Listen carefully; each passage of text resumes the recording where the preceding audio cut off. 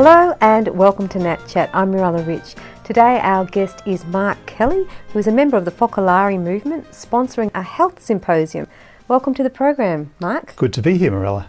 Can you tell us what is this health symposium, first of all? Well, it's subtitled The Spirituality of Unity in Chronic Diseases and Disability. So that gives a bit of an idea of what the theme is that we'll be discussing. It's happening on Sunday the 10th of July from 1 p.m. at St Paul's Missionary Centre in Nortons Lane, Wantirna. Okay. And we'll be discussing a lot of issues to do with health, and in particular how to respond within the health system in the face of patients who are suffering chronic pain. Okay. And how did this symposium come about? Why was it organised? In January this year, there was about 500, 600 of us gathered for a holiday together on Phillip Island, and amongst our group there were a lot of people from the health professions, doctors and nurses, and also a lot of people who were patients or clients of the health system. And they had some discussions together about how they tried to live what they wanted to see as the way of bringing forward people's health and improving people's health in a way that really put the person at the centre of the treatment. And the patients also wanted to share their experience of sort of feeling maybe a bit like how the health system will often leave them feeling like they're a part of a machine and that they're seen as a disease rather than a person. With just a number, yeah. And so they shared on a number of these points, and from that it was really felt, there's a real opportunity here to dialogue in more depth on this topic. And so we've organised this symposium. We've brought in some international guests or some special guests. Beautiful. And organised a program to really look at exploring some of these aspects of how to improve the way that we operate our health system and how we can respond to people who are suffering. Beautiful. And you're a member of the Focolare Movement. Can you tell us what is the Focolare Movement? Okay, it's a spirituality that came out of the experience of the devastation of the Second World War, and the objective of the movement is really to build unity, to make the world one. So and that's reflected in a number of walks of life, a number of fields of human endeavour, such as art, politics, media, and in particular health is the one we're focusing on this Saturday. Beautiful. And this cube of health, is this what it's called? Could you tell us about this cube? The health cube. The health cube. Yes. I guess it's a way of helping us focus on, there's a little technique, I guess, the problems that we face in our workplace can be very daunting. How do you try and deal with so many things at once? Well, sometimes having a little theme or a mantra to focus on that day can help a lot. So one of the ideas we have is, okay, well, let's make a dice or a cube and write a little mantra on each side or each face of the cube, roll the cube and focus on that this day. For this day. So for example there, care for everyone. And each other. And each other, indeed. Having that thought in the back of our mind as we go through our day can actually help us, when a problem arises, to live that or try and put that little mantra, that little saying into practice.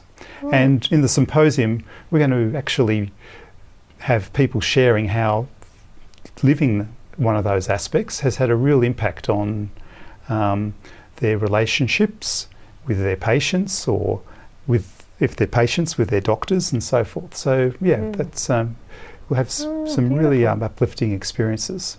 So you're going to you just roll the dice, and then say, for example, if a nurse is at work or a doctor, and he'll roll the dice, or she, and read it. It says, care for everyone and each other. Okay, this is the thought I live for today at my work. That's Absolutely. Lovely. And then they share experiences with how they tried to live that at work. Oh, what a beautiful thought. It's a lovely idea. And after each break, we'll turn the dice, so we'll read another one. So, for example, one of the, we've got there, care for everyone and each other. Rima and Assad are are health professionals from Perth, and they work in the disability field, and one of them is actually living with MS. So they're going to share a little bit about how caring for everyone in the disability services that they provide, how that's impacted and improved their enjoyment of their work and the effectiveness of their work, and how the patients that they deal with have been able to respond to receiving their services. Oh, that's beautiful. And they're both in the Focolare movement as well? Yes. That's beautiful. And so they try and bring this idea of care for everyone through their work and share. And is that their one, Care for Everyone? That's their one, yes. Okay, so they'll be giving, at this symposium, health symposium, they'll be sharing their experience of how they live this at work. Absolutely. Okay, and what are some of the others talks that will be there? Well, for example, another one is love your enemy. I mean, workplaces can be places of conflict. We all know that, whether it's the health field. But I guess what a lot of people in the health field feel is, particularly where there's a lot of budgetary pressures, a lot of time pressures, people often, health professionals often work long hours. And there's a lot of stress because people who are the clients, the patients, are facing uncertainty. They may be new to the system. They're suffering, obviously. So people can become short with each other. Relationships can become frayed. Yes. And so the two of Anne and Robert who are from New Zealand, and New Zealand will be participating in this link up. So we're actually, it's going to be held in Wantirna. We're actually going to be linked via a video feed to Perth and Canberra and Sydney, Adelaide, Queensland, and also to a number of towns and cities in New Zealand. Wow, that's wonderful. So it's reaching the whole, pretty much nearly the whole of Australia and New Zealand. So hearing from Anne and Robert, who Anne actually works as a Maori midwife, and so she's going to share some of her experience in that area. Oh, beautiful. All right, we're about to go to a break now, but we'll talk a little bit further when we get back. Thanks, Mel. You're watching Nat Chat. Stay with us. We'll be back with more very shortly.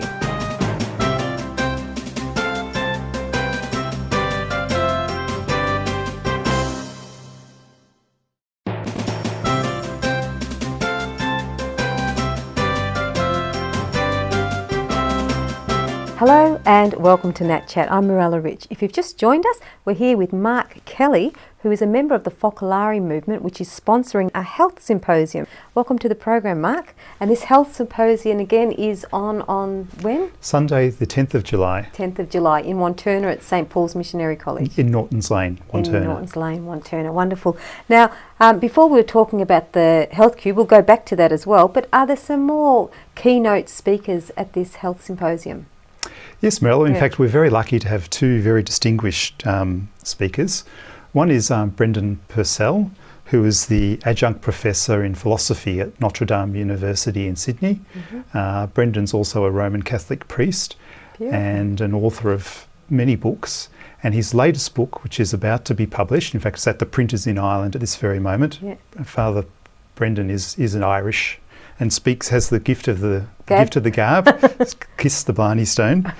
But his latest book is Where is God in Suffering? Oh, beautiful. And that'll be the focus of his presentation at the symposium. Oh, I'm sure that'll be well received. That's a beautiful topic, yeah.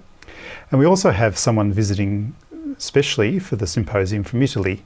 He's Dr. Teodoro Marotta, and he's a cardiovascular physician with an expert in particularly in hypertension.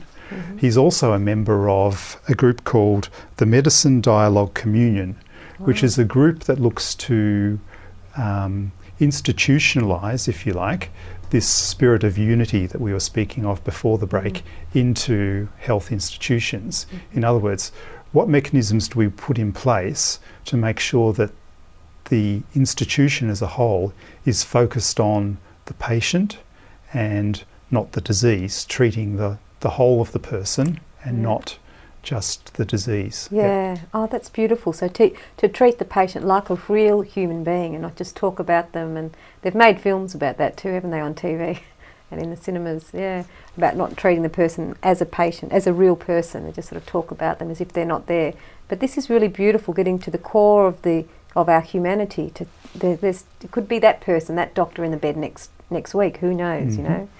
In fact, one of the people who will be at the symposium is a practicing psychiatrist, and he said this has really revolutionised his practice, where he, often dealing with people with chronic mental illness, they spend time with him and they say, "Oh, doctor, this is the first time I feel someone's actually listened to me in many, many years," and that's helped a lot in their recovery. Yeah, see, that's a very important aspect as well, to really listen to each other.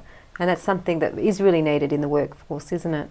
Something very new. Yeah, not just in the health place, but I'd say in all workplaces, and families and all of our... In everywhere. And I think when people come across people who really listen to them, sometimes it's hard for them to stop talking because someone's actually really listening to them for a change. So tell us, what will the speakers be talking about for this one? So be the first to care. So, yes, so that's one of these other little mantras or aspects that we try and live. And Rob and Chris, who are a couple from Melbourne, and they've been through an experience of living with a child with mental illness, and that's over many years, and it's sort of something that's ebbed and flowed, and there's been times of quite severe crisis where they've had to have a lot of interactions with the health system, and they're going to share a little bit about how they've tried to live that, and to both get what's best for the health of their child, but also to build relationships with the people who are providing the treatment for their child too. So how they've tried to build unity with the people providing the treatment for their child, so they also, which is in everyone's best interest. Yeah, but it can be stressful in a situation where there is a crisis going on. You can tend to forget about relationships and just concentrate on the problem that you have at that very moment. Yeah, exactly. So it would be really good advice, I'm sure, for many people who are in that situation. And what are some of the other Another speakers? one is share the other's hurt or joy. And this is going to focus on, we're going to hear from a lady who's suffers from profound deafness. So that's a hurt that she's had. And she's going to focus on talking about her relationship with her mother in that, and how they've really worked over the years that so that the mother can come to terms with her daughter's deafness, and how the daughter has learned to accept and not be blocked by her deafness from trying to go out to other people. That's beautiful. Yeah, it's good. I mean, I'm sure there'll be lots of people that can relate to that as well. Not necessarily if they're deaf, but if they're going through some kind of illness or injury or something in the family. And yes, that was something that when we had these discussions at our holiday, that a number of the patients said, I feel like it can often feel like I'm not valued, but I feel like I've got a contribution to make. And if you health professionals listen to me, maybe you can learn something from me as well. Exactly, and that'll help them with the I'm next living patient. with this disease or this disability. Listen to how it impacts on my life, and maybe you can learn a more effective way of treating it. Beautiful. I think this is lovely. It's opening up a whole new door. You'll have to come along, Mirella. Yeah, I'll have to. Sounds wonderful. And is there a payment involved in coming along? Not that I'm worried about just asking for that reason, but because people will want to come and they'll want to know if they have to pay to come along, and so we're not a professional organisation, so we're not paying any organisers, but we do have some costs to cover. So we're asking people to make a donation if they can, and we're also going to have some very nice freshly made quince paste and apricot jam for sale. So that's just a way of raising, helping cover our costs. Yeah, because it's a non-for-profit organisation, isn't it? Yeah. And it'll be in everyone's best interest. I mean, it can just be a gold coin donation even, can't it? That's lovely. And what's the next one of the other ones on the queue? One of the other aspects is let go and be ready to listen. Oh, that was what we were talking about before. Let go and be ready to listen. Yeah, and talking to that point will be a couple, and they're both doctors. One's a paediatrician, the other's an oncologist. And they're going to share that, how trying to live that both in their home life, when they're both very busy, on call a lot of the time, etc., and with their patients, how they manage to do that. Gee, that'll be so interesting to hear. We have to go to a break now. You're watching Nat Chat. Stay with us. We'll be back with more very shortly.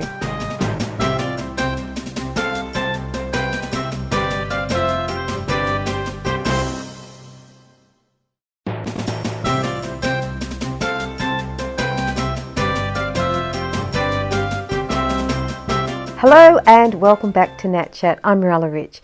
If you've just joined us, we're here with Mark Kelly, who is a member of the Focolare Movement, which is sponsoring a health symposium, which is on at Wantirna on the 10th of July, Sunday. Welcome to the program. Welcome back here. Thanks, Mirella. Now, can you tell us a little bit about what other aspects will be at this symposium? So as well as the keynote speakers talking about the spirituality of unity and suffering, as well as chronic suffering, there'll be a number of sort of artistic interludes, some musical numbers, some poetry. Some artists will be presenting some paintings that they've done inspired by this idea of health. And beautiful. And there'll be some music and some songs performed as well. Wow, and paintings shown. Yep. So it's quite an artistic thing as well.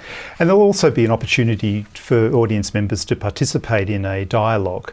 So we've got a group of health professionals. We've got a hospital administrator, a general practitioner, a psychiatrist, a number of nurses, and an osteopath who'll be leading like group discussions. So if there's things that have arisen during the day that people are interested in, there'll be an opportunity to discuss further those aspects. Wow, that's so good. So at the end of the day, after they've got all the information, if they want to approach some of these people, they can talk to them. As part of the program at the end of the day, to have this sort of dialogue. Yeah. That's beautiful, to keep the unity going, to actually put it into practice.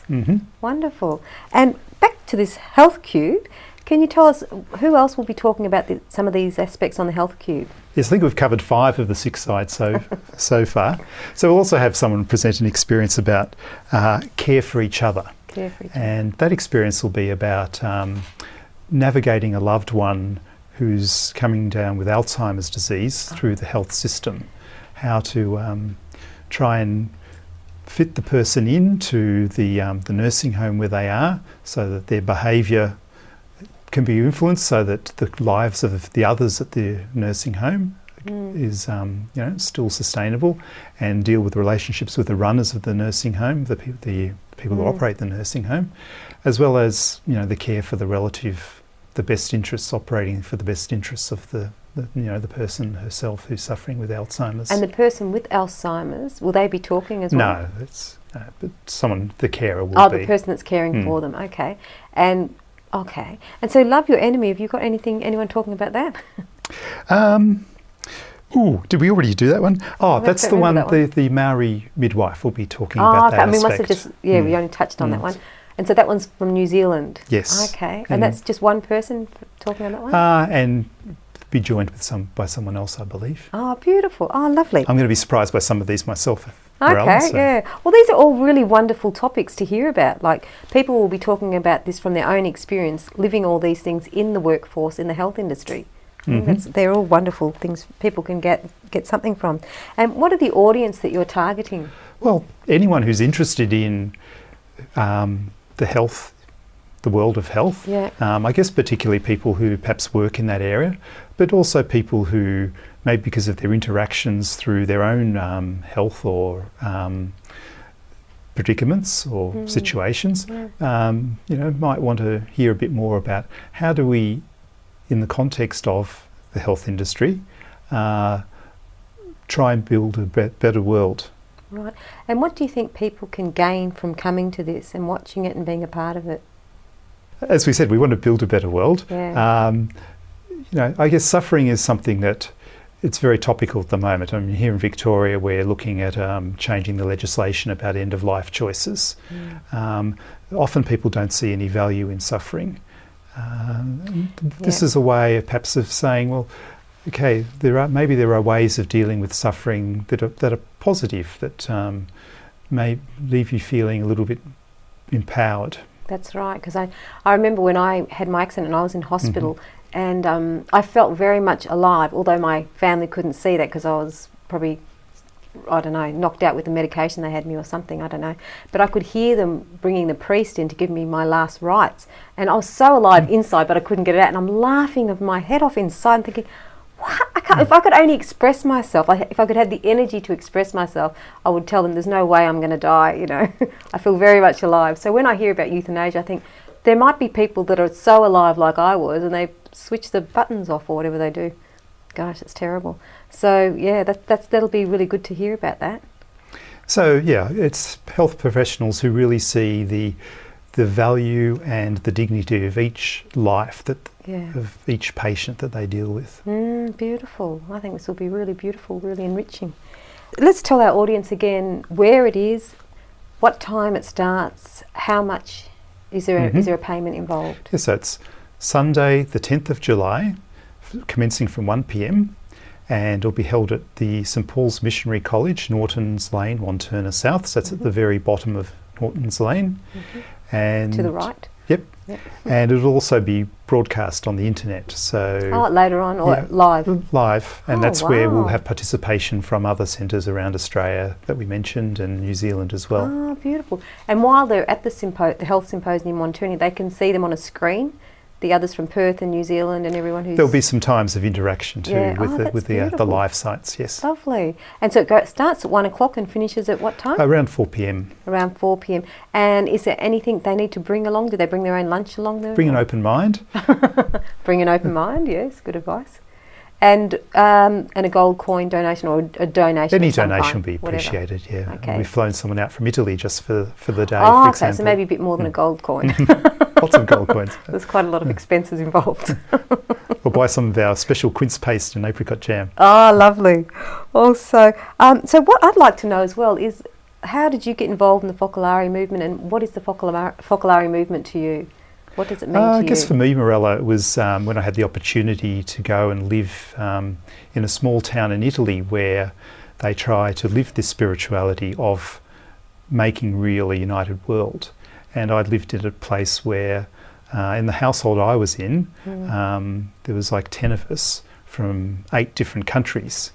And we learned to really see that having a world that is united is possible. And when you look around at all the problems in the world today, I feel it's something the world really needs.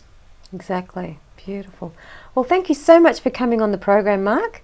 And we hope to be at this health symposium. It sounds look forward wonderful. to seeing you there, Mirella. Yeah, I look forward to being there. Well, you've been watching Nat Chat. I hope you enjoyed the program, and we'll see you again soon.